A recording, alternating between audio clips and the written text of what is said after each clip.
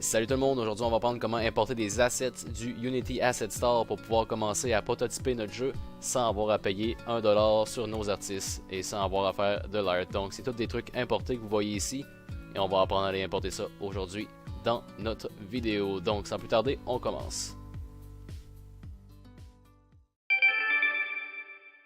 Donc pour importer des assets du Asset Store, tout ce qu'on a à faire c'est de venir en haut ici dans Window. On s'assure qu'on a un projet d'ouvert, on vient ici dans Window. Et on vient chercher Asset Store ou Contrôle 9 si vous aimez mieux. Ensuite, si vous êtes connecté à l'internet, le browser va vous ouvrir, le browser de Unity va vous ouvrir le Asset Store du site web directement de Unity. On s'assure qu'on est connecté. Maintenant, je suis connecté sur ma propre compte à moi. Et ensuite, tout ce qu'on a à faire, c'est de trouver les assets qu'on veut downloader. Il y en a beaucoup qui sont gratuits et ça nous aide à prototyper des trucs vraiment rapidement. Donc, pour cette vidéo, j'avais l'intention de faire d'aller me chercher une petite scène, dans le fond des petits assets pour me créer un environnement dans lequel je vais pouvoir me promener avec, disons, un automobile ou un third person character controller. Donc je suis allé ici dans le search asset et j'ai écrit road. Donc une fois que le search est terminé, on a ici plein d'assets de road et comme on peut voir ici 25$, 9$ free. Celui-là, il est gratuit, je vais l'ouvrir dans une autre fenêtre pour aller voir. Et quand on choisit un asset dans le Unity Store, ça nous offre tout ce qu'il y a à l'intérieur dans le fond. On va voir une description, on va voir les boutons de download, le rating, et en dessous ici, on va pouvoir voir tout ce qui est à l'intérieur du contenu qu'on achète ou qu'on download. Donc si on n'a pas vraiment d'idée, ici on peut venir et chercher les assets par filtre. Donc je vais aller dans 3D modèle, et je vais aller aussi dans environnement, racetrack and road. Donc je peux voir maintenant tous les trucs qui me sortent en dessous de cette catégorie-là et je peux les classer par nom, prix, rating et release date. Donc je suis allé voir en dessous de prix. Il n'y en a aucun qui va être gratuit malheureusement, donc je vais retourner ici dans environnement. Même chose, je vais faire prix. Et là on peut voir qu'on a des petits assets d'environnement ici qu'on pourrait se créer un level avec et un simple modular straight kit, c'est exactement ça que j'ai besoin. Je vais venir cliquer. Et là ça me dit dans le fond, je peux l'importer. Le prix est gratuit et je vais aller voir à l'intérieur. On a des FBX, donc des modèles 3D, des matériaux, plus de FBX et plus de JPEG. Donc, ça dit que c'est un modular straight kit. Je pense que c'est exactement ce qu'on va avoir besoin pour la petite scène que j'essaie de créer. Je vais faire import. Et là, quand on pèse sur import, ça download l'asset et aussitôt que le download est terminé, on peut voir que ça nous ouvre un window comme ceci et ça nous dit de décider qu'est-ce qu'on importe. Dans mon cas, je vais tout importer. Et une fois que ça c'est terminé, ça va simplement venir le déposer dans votre project folder.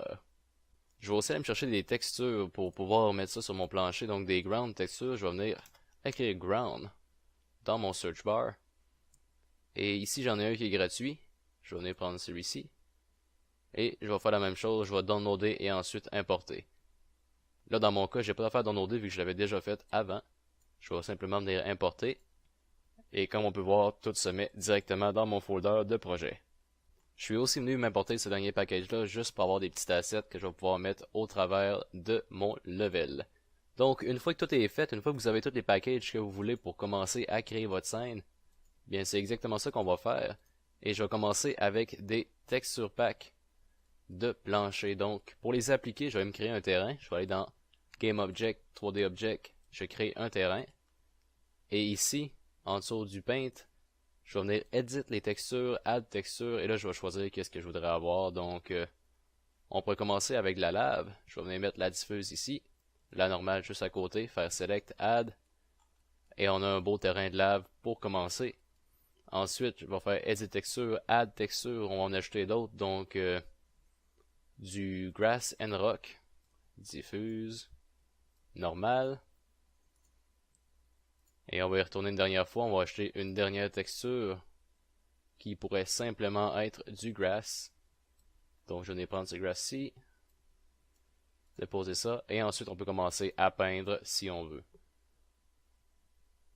Ensuite, je vais aller explorer le Mushroom Land Asset Package que j'ai downloadé. Donc je vais aller dans Background.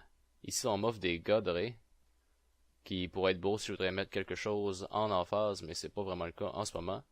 Sphère Background. ce qui sert à simuler une sorte de skybox. Je pourrais la laisser dans le centre, comme ça, pour donner une petite ambiance.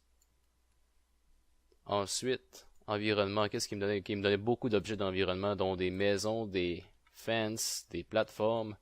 Des plateformes, ça pourrait être intéressant, donc je vais venir drag and drop ça ici.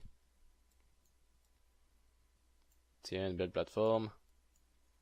Et finalement, je vais aller m'attaquer au dernier, le Street Package qu'on a importé tantôt. Et là, si on regarde, qu'est-ce que ça nous donne? Ça nous donne pas mal plein de trucs modulaires pour créer une route. Donc si on se fait un racing game, ça pourrait être intéressant. Donc on hold control si on veut snapper au grid.